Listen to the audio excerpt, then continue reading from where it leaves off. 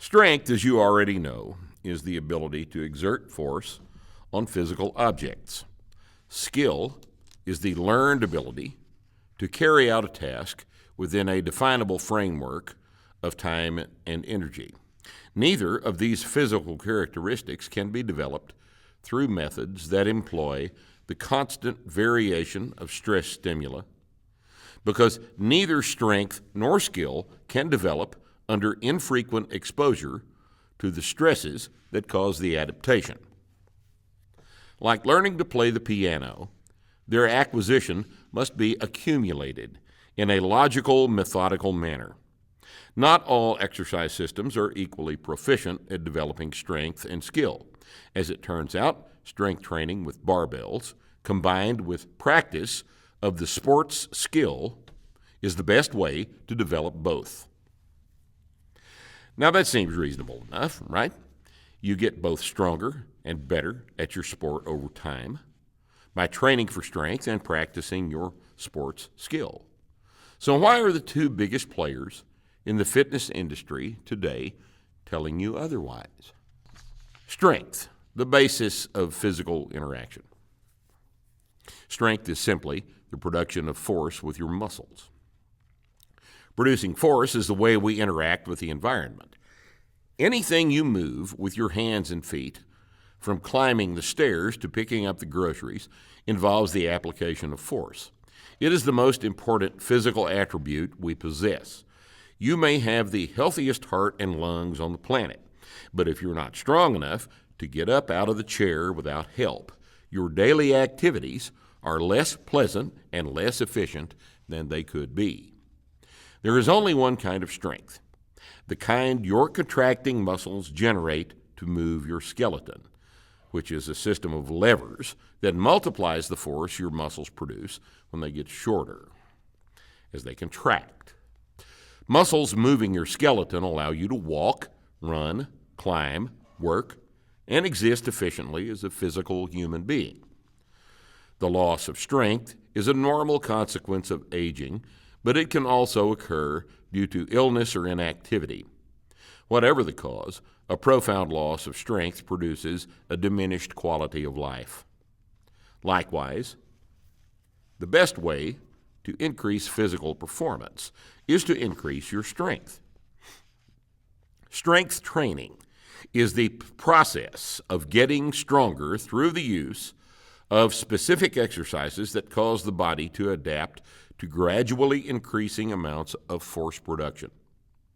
Barbell training is the most effective way to accomplish this process because the exercises are performed using the body's natural movement patterns while standing on the ground, the natural position for a bipedal animal. Since standing on the ground with a bar in your hands or on your back while you move the load requires that you don't fall down, balance develops as strength increases. Barbells can be precisely loaded to gradually increase the amount of weight you lift, and strength can be accumulated on these basic exercises for years. Since strength is simply force production against the load, if your loaded movement increases in weight, so does your strength. Getting stronger is simply the process of becoming capable of lifting increasingly heavy weights.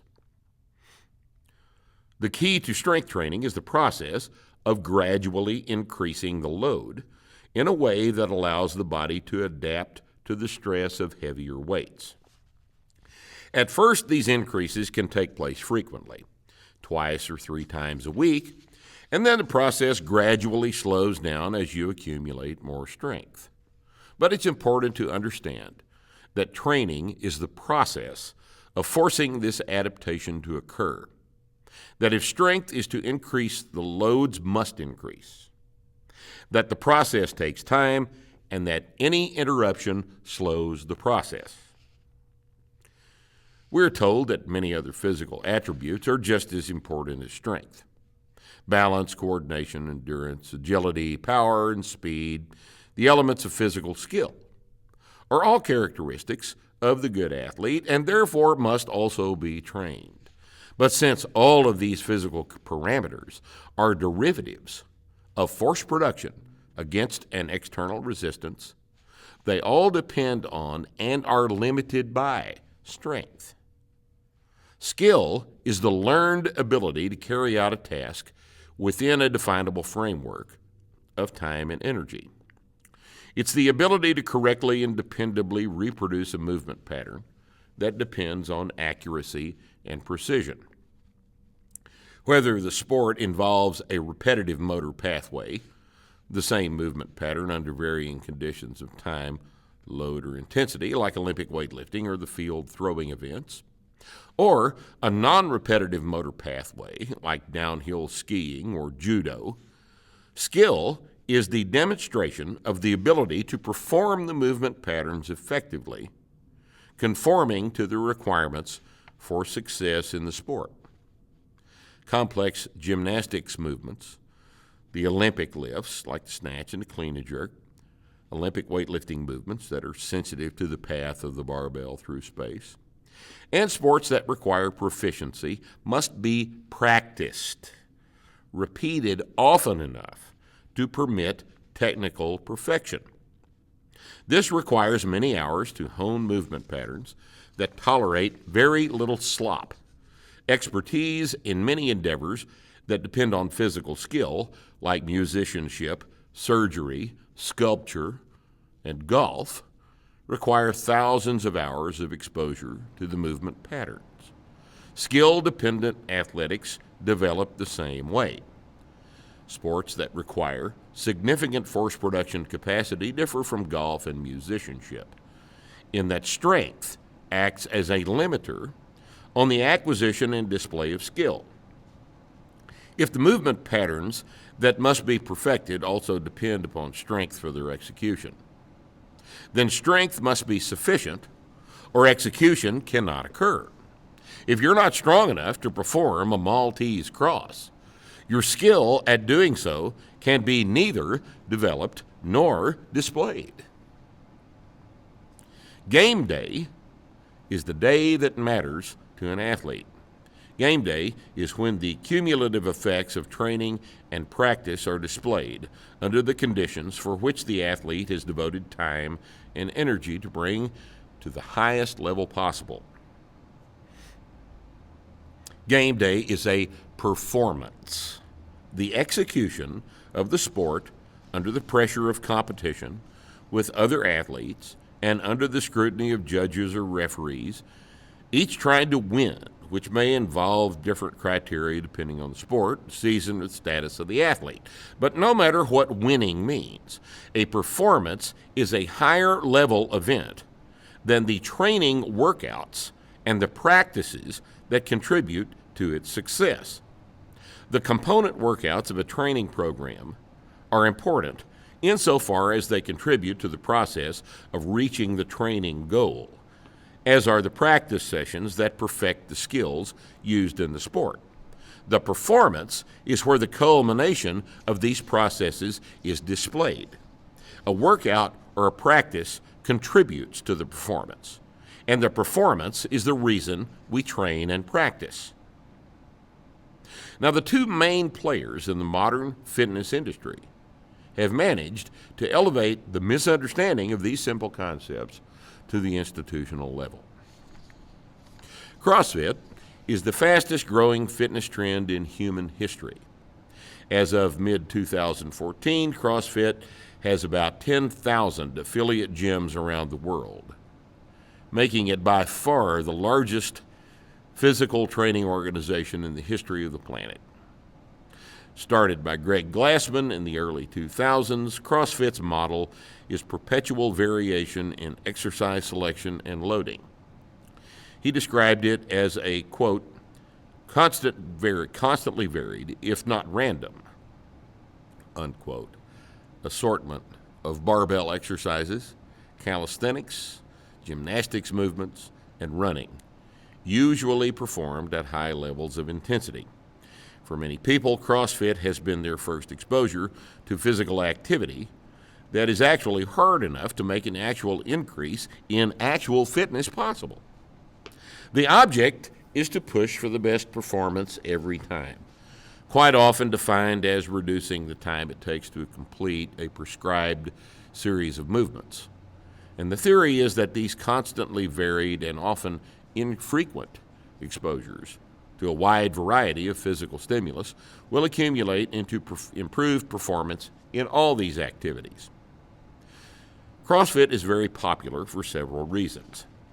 It's not boring, since it's done in a group setting with someone else, either the gym's coaches or CrossFit's main website, determining the workout of the day.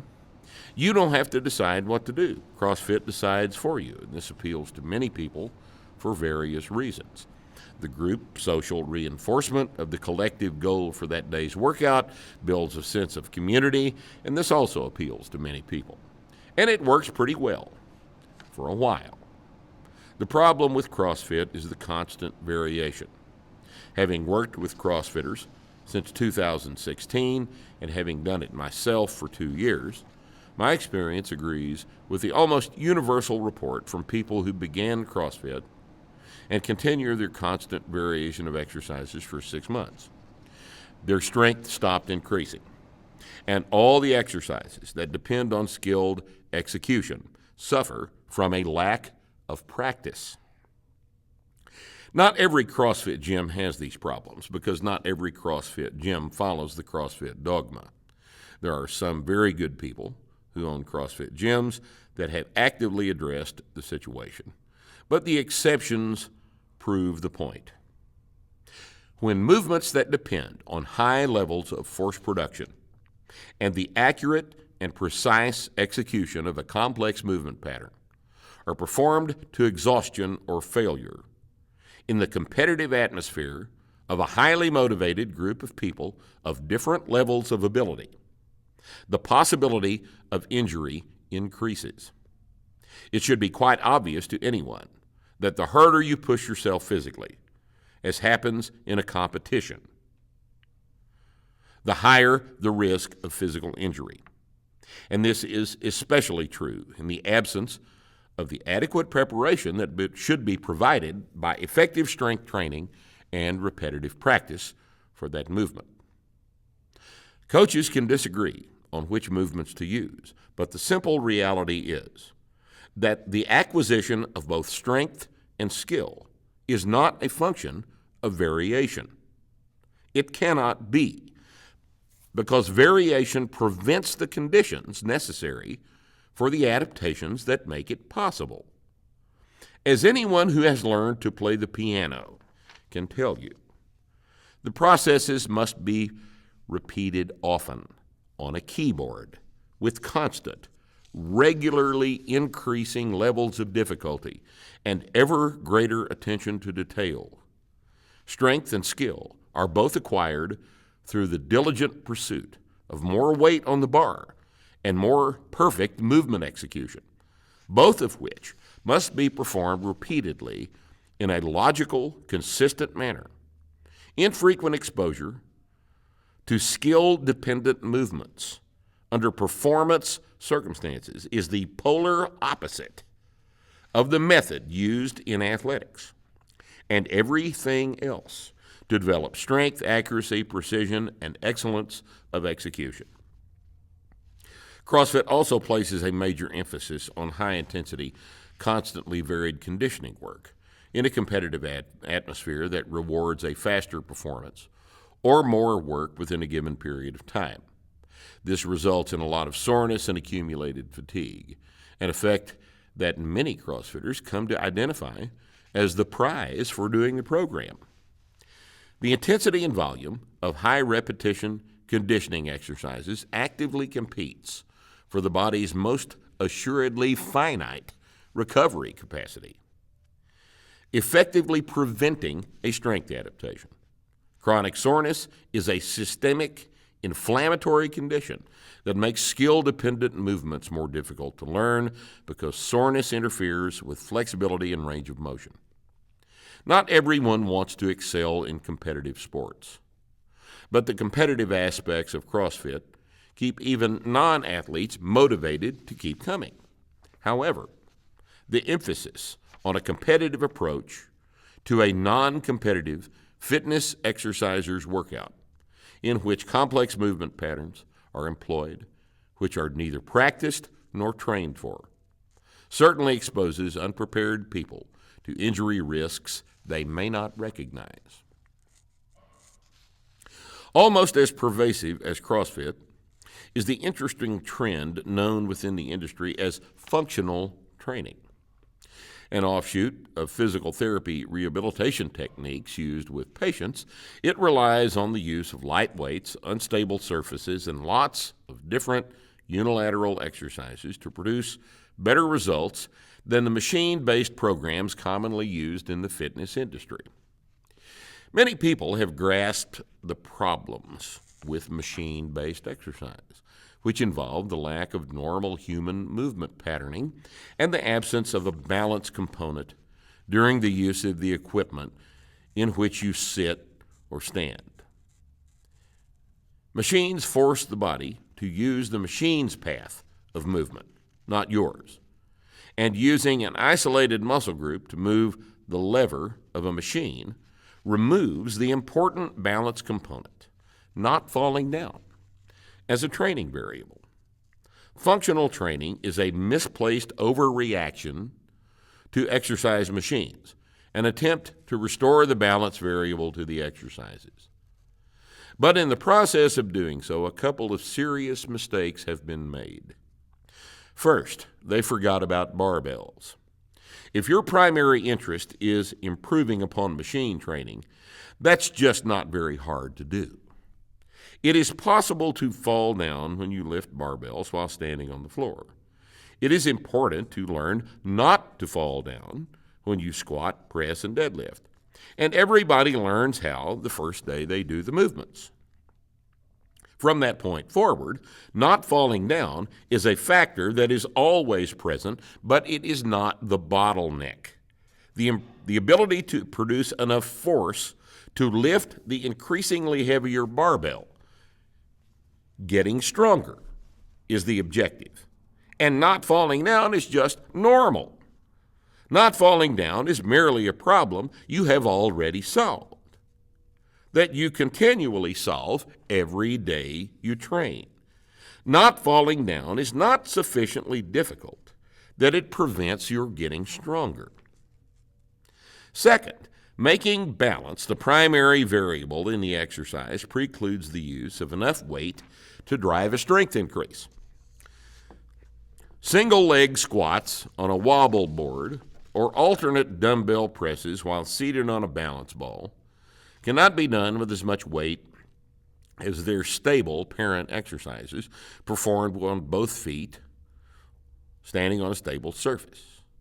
If the components of the program consist almost entirely of relatively light weights moved with one hand at a time while solving a complex balance problem on one leg at a time, while varying the exercises every workout, functional training removes the production of progressively higher amounts of force as even an option and replaces it with not falling down as the primary objective. If force production against a load is not the limiting factor, strength as a long-term adaptation cannot be achieved. Third, one of the unfortunate reasons functional training has become popular is that unilateral dumbbell exercises using light weights and a balance variable are very easy to coach, much easier than technique-dependent loaded movement patterns such as squats, deadlifts, presses, cleans, and snatches. This may bias an inexperienced coach towards their use when they are not appropriate, since easy pays the bills just like hard does, especially if the trainees don't complain. The fewer the number of joints working in a movement pattern, the fewer the joints that can move incorrectly in that movement, and the easier the movement, therefore, is to coach. A leg extension, for example, is pretty damned easy to supervise, while a snatch requires quite a bit of both personal and coaching experience to teach. Bulgarian split squats are down on the leg extension end of the spectrum because the range of motion is short, the load is light, The load doesn't move very far, and because it's light and short, the motion of the load is not the technical aspect of that exercise. And if physical skill is the objective of functional training, developing it on wobble boards, Bosu balls, and other contrived circumstances in the gym ignores the fact that skill is exquisitely context-dependent. One practices hockey skills on the ice, basketball skills on the court, football and baseball skills on the field, Olympic weightlifting skills on the platform, with the tools of the trade, the same tools used on performance day. A tennis swing does not apply to baseball or even to racquetball. A softball pitch does not prepare you for a baseball pitch. These things are obvious to anyone who has played them. A skilled wobble board squat with a light barbell may look impressive on the internet, but it cannot translate to a skilled field performance in an actual sport because it is so specific that it does not transfer. And it is so light that it did not make you any stronger. It was a waste of time for the athlete, but it looks impressive to parents and uninformed head coaches. Strength is a general adaptation, which transfers to every sport. Again, this is why steroids are popular. The most effective way to get the strongest is the best way to use training time. Skill is specific to the sport, and functional training is neither a sport nor an effective way to get strong. It is the bastard child of strength and conditioning, and it must be stopped.